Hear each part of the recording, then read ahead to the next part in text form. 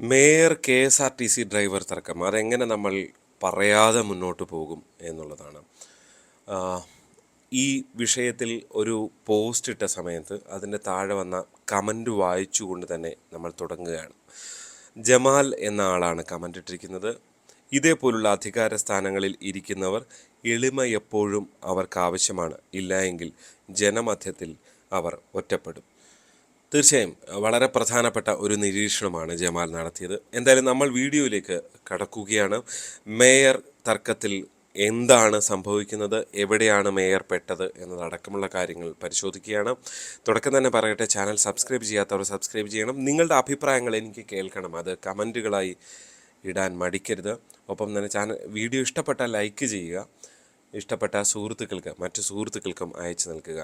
യഥാർത്ഥത്തിൽ മേയർ ആര്യ രാജേന്ദ്രനും ഒപ്പം തന്നെ KSRTC ഡ്രൈവർ യദുവുമായിട്ടുള്ള തർക്കത്തിൽ സംഭവിച്ചത് എന്താണ്, യഥാർത്ഥത്തിൽ എങ്ങനെയാണ് ഈ കാര്യങ്ങൾ അങ്ങ് പാളിപ്പോയത് എന്നൊക്കെ പരിശോധിക്കുകയാണ് നമ്മൾ ചെയ്യുന്നത്. മേയർ ആര്യ രാജേന്ദ്രൻ നമുക്കറിയാം, രാജ്യത്ത് തന്നെ ഏറ്റവും പ്രായം കുറഞ്ഞ മേയറായി ചുമതലയേറ്റ CPM നടത്തിയ പ്രതീക്ഷാ നിർഭരമായ, അതായത് ഏറ്റവും ചെറുപ്പക്കാരെ ഞങ്ങൾ അവർക്ക് അവസരം കൊടുക്കുന്നു എന്ന് വരുത്തിക്കൊണ്ട് നടത്തിയൊരു ശ്രമമായിരുന്നു. പക്ഷേ ആ ശ്രമം പാളിപ്പോയി എന്ന് പലതവണ തോന്നിപ്പിക്കുന്ന തരത്തിലായിരുന്നു മേയർ ആര്യ രാജേന്ദ്രൻ്റെ പ്രകടനം പലപ്പോഴും ഉണ്ടായിട്ടുള്ളത്. അവർ ഭരണ നിർവഹണത്തിൽ എങ്ങനെയാണ് അവർ പരാജയപ്പെടുന്നത് എന്നുള്ളത്, ആ നഗരസഭയുമായി ബന്ധപ്പെട്ട പല അഴിമതി വിവാദങ്ങളിലടക്കം ഉണ്ടായ പ്രതിഷേധങ്ങളുമൊക്കെ നമ്മൾ കണ്ടിട്ടുള്ളതാണ്. അതുമായി ബന്ധപ്പെട്ട് പിന്നീട് വലിയ സമരങ്ങളൊക്കെ ഉണ്ടായത് നമ്മൾ കണ്ടിട്ടുള്ളതാണ്. ഈ വിഷയത്തിൽ ഫലത്തിൽ KSRTC ഡ്രൈവർക്കൊപ്പമാണ് പൊതുജനമാകെയുള്ളത്. എന്തുകൊണ്ടാണ് അത് സംഭവിക്കുന്നത്? നമ്മളും കണ്ടിട്ടുള്ളതാണ്. പല KSRTC ഡ്രൈവർമാരും ഒക്കെ വാഹനം അലക്ഷ്യമായി ഓടിക്കുകയും ഇപ്പോൾ ഏറ്റവും അടുത്ത KSRTCയിലെ നിരവധി ഡ്രൈവർമാർക്കെതിരെ മദ്യപിച്ച് വാഹനം ഓടിച്ചതിന് പോലും മന്ത്രി KB ഗണേഷ് കുമാർ ഇടപെട്ട് നടപടിയെടുക്കുന്ന സാഹചര്യം ഉണ്ടായിരുന്നതാണ്. അപ്പോൾ KSRTC ഡ്രൈവർമാരെല്ലാം വിശുദ്ധന്മാരാണ് എന്ന് പറയാൻ കഴിയുന്ന ഒരു സാഹചര്യമല്ല ഉള്ളത് എന്ന് തീർത്തു പറയട്ടെ. പക്ഷേ ഈ വിഷയത്തിൽ മേയർ ആര്യ രാജേന്ദ്രൻ തുടക്കം തന്നെ ഈ സംഭവം ഇങ്ങനെ ഉണ്ടാകുമ്പോൾ, വഴിയിൽ നിന്ന് തർക്കിക്കുമ്പോൾ ഒരു പക്ഷേ ഡ്രൈവറുടെ ഭാഗത്തു നിന്നും കുഴപ്പങ്ങൾ ഉണ്ടാകാമെന്നൊക്കെ തോന്നിയിരുന്നു. പക്ഷേ ഇതിൽ ആര്യയെ കുഴിയിൽ ചാടിച്ചത് ആര്യ തന്നെയാണ് എന്ന് പറയേണ്ടി വരും. പ്രത്യേകിച്ച് ആര്യ രാജേന്ദ്രൻ ഈ സംഭവത്തിന് ശേഷം മാധ്യമങ്ങൾക്ക് നൽകിയ പ്രതികരണത്തിൽ അവിടെ വാഹനം കുറുകെയിടുകയോ ഈ KSRTC ബസ് തടഞ്ഞു നിർത്തുകയോ ചെയ്തിട്ടില്ല എന്നാണ് പറഞ്ഞിട്ടുള്ളത്. പക്ഷേ ഇതിൻ്റെ CCTV ദൃശ്യങ്ങൾ തന്നെ പുറത്തു വന്നപ്പോൾ ഫലത്തിൽ മേയറുടെ വാഹനം KSRTC ബസ്സിന് കുറുകെയിട്ട് കിടക്കുന്ന കൃത്യമായ ദൃശ്യങ്ങൾ തന്നെ പുറത്തു വന്നു എന്നുള്ളതാണ്. അതോടുകൂടി ഫലത്തിൽ മേയർ ആര്യ രാജേന്ദ്രൻ്റെ വായടയുന്ന നിലയിലേക്ക് കാര്യങ്ങൾ എത്തിയിരുന്നു. ഏറ്റവും ഒടുവിൽ അവർ നഗരസഭാ കൗൺസിൽ യോഗത്തിൽ ഇതുമായി ബന്ധപ്പെട്ട BJP, അവിടെ പ്രതിപക്ഷം BJP ആണ്, അതുകൊണ്ട് തന്നെ BJP വിഷയം ഉന്നയിച്ചപ്പോൾ നാട്ടിലെ സ്ത്രീകൾക്ക് വേണ്ടിയാണ് ചോദിച്ചത്, അങ്ങനെയൊക്കെ പറഞ്ഞുകൊണ്ട് ഒരു വൈകാരിക ട്രാക്കിലേക്ക് മേയർ ഈ വിഷയത്തെ കൊണ്ടുപോകാനാണ് ശ്രമിച്ചത് എന്നുള്ളതാണ് എടുത്ത് കാണേണ്ടത്. ഫലത്തിൽ അതുകൊണ്ട് തന്നെ ഈ വിഷയത്തിൽ ആദ്യം പെട്ടത് മേയർ തന്നെയാണ്, ആദ്യം തന്നെ പെടുത്തിയത് മേയറാണ് എന്ന് തന്നെ പറയേണ്ടി വരും. അതിനു മുൻപ് മേയറോട് മുൻധാരണയോടെ പലരും അഭിപ്രായങ്ങൾ പറഞ്ഞിട്ടുണ്ടാകാം, അവരെ കമൻറ്റ് ചീത്ത വിളിക്കുന്നതും ഒക്കെ കണ്ടിട്ടുണ്ട്. പക്ഷേ അതിനപ്പുറത്തേക്ക് ഈ മേയർ പറഞ്ഞ കാര്യം തന്നെ പച്ചയായി ദൃശ്യങ്ങളിലൂടെ അത് കള്ളമാണെന്ന് തെളിഞ്ഞതോടെയാണ് മേയർക്ക് ഈ വിഷയത്തിൽ യാതൊരു ധാർമ്മികതയും ഇനി പറയാനില്ല എന്ന് ബോധ്യപ്പെടുന്നത്. രണ്ടാമത്തെ മറ്റൊരു വിഷയം ഇതുമായി ബന്ധപ്പെട്ട ഈ ട്രിപ്പ് മുടക്കി, ഒപ്പം തന്നെ തനിക്കെതിരെ അധിക്ഷേപങ്ങളുണ്ടായി എന്നതടക്കമുള്ള വിവിധ കാര്യങ്ങൾ ചൂണ്ടിക്കാട്ടി ഈ KSRTC ഡ്രൈവറായ യദു പരാതി നൽകിയിരുന്നു പോലീസ് സ്റ്റേഷനിൽ. ഈ പരാതിയിന്മേൽ അത് കേസ് എടുക്കാൻ പോലും തയ്യാറായിട്ടില്ല എന്നുള്ളതാണ്. സാധാരണഗതിയിൽ ഇങ്ങനൊരു സംഭവം ഉണ്ടാകുമ്പോൾ ഒരു പരാതി ആദ്യം താനാണ് നൽകിയതെന്ന് യദു പറയുന്നുണ്ട്. പക്ഷേ അതിനുമപ്പുറത്തേക്ക് കൺട്രോൾ റൂമിലേക്ക് മേയർ വിളിച്ചു എന്നൊക്കെയുള്ള ന്യായം പറഞ്ഞുകൊണ്ടാണ്.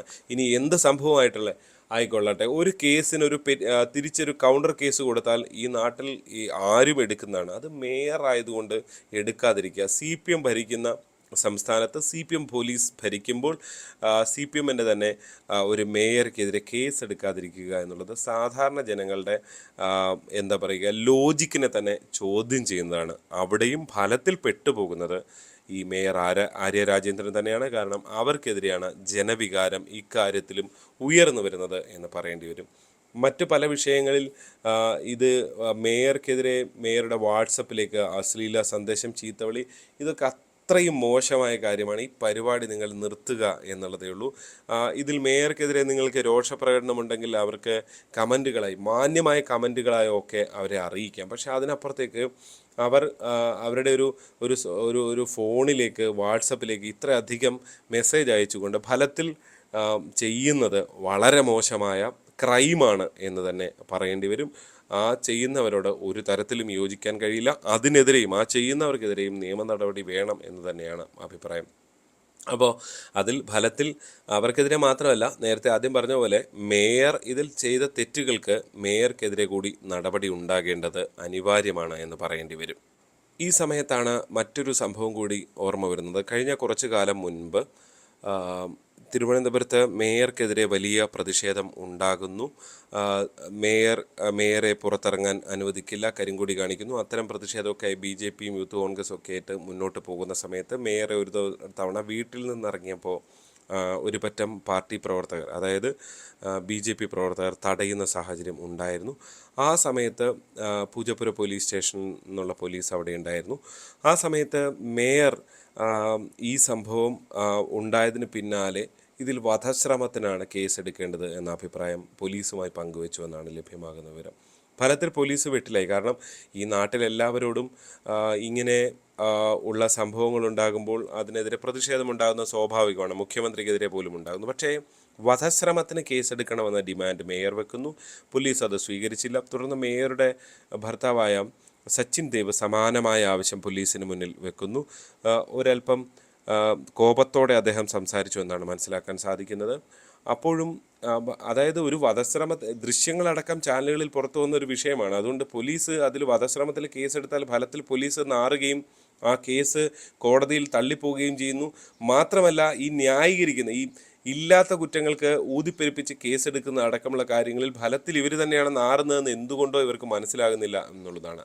അങ്ങനെ കേസെടുക്കണമെന്ന ആവശ്യം ഒടുവിൽ പോലീസ് ഉന്നത DYFI പ്രവർത്തകരാണല്ലോ രണ്ടുപേരും, ഉന്നത DYFI നേതാക്കളുമായിട്ട് ഇക്കാര്യം ചർച്ച ചെയ്തപ്പോൾ അവർ നിർദ്ദേശിച്ചത് ആ കേസ് എന്താണോ മെറിറ്റ് അതിനനുസരിച്ച് കേസെടുത്താൽ മതി എന്നുള്ളതാണ്. ഒടുവിൽ അങ്ങനെ വധശ്രമത്തിനൊന്നും കേസ് എടുത്തിട്ടില്ല എന്നുള്ളതാണ്. നമുക്കറിയാം, പലപ്പോഴും ഇപ്പോൾ തിരുവനന്തപുരത്ത് മുഖ്യമന്ത്രിയുടെ പരിപാടിയിൽ മൈക്ക് കേടായതിന് മൈക്ക് ഓപ്പറേറ്റർക്കെതിരെ കേസെടുക്കാനൊക്കെ നീക്കം നടന്നൊരു കാലത്തുകൂടിയാണ് നമ്മൾ സഞ്ചരിച്ചുകൊണ്ടിരിക്കുന്നത്. നമ്മൾ ഫാസിസത്തെയും ജനാധിപത്യത്തെയും കുറിച്ചൊക്കെ വാദോരാതെ അങ്ങ് വടക്കേ ഇന്ത്യയിലേക്ക് നോക്കി സംസാരിക്കുമ്പോൾ ഇവിടെ എന്താണ് നടക്കുന്നത് എന്നുകൂടി ജനം കാണുന്നുണ്ട് എന്ന് ഈ CPM നേതാക്കളും മേയറുമൊക്കെ മനസ്സിലാക്കേണ്ടത് അനിവാര്യമാണ്. മേയറാണെങ്കിലും MLA സച്ചിൻ ദേവ് ആണെങ്കിലും വളരെ ചെറിയ പ്രായത്തിൽ അവർക്ക് കിട്ടിയ അവസരത്തിലൂടെ ഈ നാടിനെ സേവിക്കാൻ ആ പാർട്ടി CPMഉം ഒക്കെ അവസരം കൊടുത്തതാണ്. ആ അവസരം ഒരുപക്ഷെ CPMൻ്റെ സമീപകാല ശൈലി, മുഖ്യമന്ത്രിയൊക്കെ എടുക്കുന്ന പല വിഷയത്തിലും എടുക്കുന്ന ഒരു ശൈലിയിലേക്ക് വളരാൻ ഇവർ ശ്രമിക്കുന്നതാണോ എന്ന സംശയം പലപ്പോഴും തോന്നുകയാണ്. ഇപ്പോൾ പലരും പറയുന്നു പ്രായത്തിൻ്റെ പക്വത. അങ്ങനെ പ്രായത്തിന് പക്വത എന്നുള്ളതിനപ്പുറത്തേക്ക് ചിലപ്പോൾ എക്സ്പീരിയൻസുകൾ കുറവായതിൻ്റെ പ്രശ്നങ്ങളൊക്കെ ഉണ്ടാകുമായിരിക്കും. പക്ഷെ അതൊന്നും ഒരു ന്യായമല്ല. ഏത് പ്രായത്തിലാണെങ്കിലും കിട്ടുന്ന അവസരങ്ങൾ അത് ഏറ്റവും ഭംഗിയായി ഉപയോഗിച്ചില്ല എങ്കിൽ നാളെ അവർ ചരിത്രത്തിൻ്റെ ചവിട്ടുകുട്ടയിലേക്കായിരിക്കും വീഴുക എന്ന കാര്യത്തിൽ യാതൊരു സംശയവുമില്ല. മേയർ ആര്യ രാജേന്ദ്രനെ സംബന്ധിച്ച് അവിടെ തൊട്ട് മുൻപൊരു മേയർ ഉണ്ടായിരുന്നു എന്നുള്ളതും മറക്കരുത്. ഒരുപക്ഷെ VK പ്രശാന്തിനെ ആളുകൾ കളക്ടർ ബ്രോ എന്നൊക്കെ വിളിക്കുന്ന നിലയിലേക്ക് അദ്ദേഹത്തിന് ആ നാട്ടിലെ ജനങ്ങളുമായി സൗമ്യമായി ഇടപഴകാനുമൊക്കെ കഴിഞ്ഞു. അവിടെയാണ് താരതമ്യപ്പെടുത്തലുകൾ സ്വാഭാവികമായും ഉണ്ടാകുന്നത്. അവിടെ ആര്യയുടെ ഇത്തരം പ്രവർത്തനങ്ങൾ, പ്രകൃതങ്ങളൊക്കെ ആര്യയ്ക്ക് തന്നെ തിരിച്ചടിയാകും എന്ന കാര്യത്തിൽ ഫലത്തിൽ യാതൊരു സംശയവുമില്ല. അതുകൊണ്ട് തന്നെ ഇത് അവർ തീരുമാനിക്കേണ്ടതാണ്. ഒരു അധികാര സ്ഥാനത്തെത്തിയാൽ ഉണ്ടാകുന്ന അഹങ്കാരം പലർക്കും നമ്മൾ കാണാറുണ്ട്. പക്ഷേ അവരവരുടെ കരിയറിനെ കൂടി പലപ്പോഴും തകർക്കുന്ന നിലയിലേക്ക് കാര്യങ്ങൾ എത്തിക്കുന്നു എന്നുള്ളതാണ് എടുത്ത് കാണേണ്ടത്. എന്തായാലും ഈ ആര്യ രാജേന്ദ്രൻ വിവാദത്തിൽ സ്വാഭാവിക നടപടിയിലേക്ക് പോലീസ് കടക്കണമായിരുന്നു. അല്ലെങ്കിൽ ഈ നാട്ടിലെ സാധാരണക്കാരായ ജനങ്ങൾക്ക് പോലീസിലുള്ള വിശ്വാസം കൂടിയാണ് നഷ്ടമാകുന്നത് എന്നുകൂടി പറയുകയാണ്. എന്തായാലും ഈ വിഷയത്തിൽ നിങ്ങളുടെ അഭിപ്രായങ്ങൾ കമൻറ്റുകളായി രേഖപ്പെടുത്തുക. വിഭിന്ന അഭിപ്രായങ്ങളുണ്ടാകും, നിരീക്ഷണങ്ങളുണ്ടാകും, അതെല്ലാം കമൻറ്റുകളായി രേഖപ്പെടുത്തുക. വീഡിയോ ഇഷ്ടപ്പെട്ട ലൈക്ക് ചെയ്യണം, മറ്റ് സുഹൃത്തുക്കൾക്ക് അയച്ചു കൊടുക്കാനും മറക്കരുത്. അപ്പോൾ മറ്റൊരു വിഷയവുമായി വീണ്ടും ഉടൻ തന്നെ കാണാം. നന്ദി.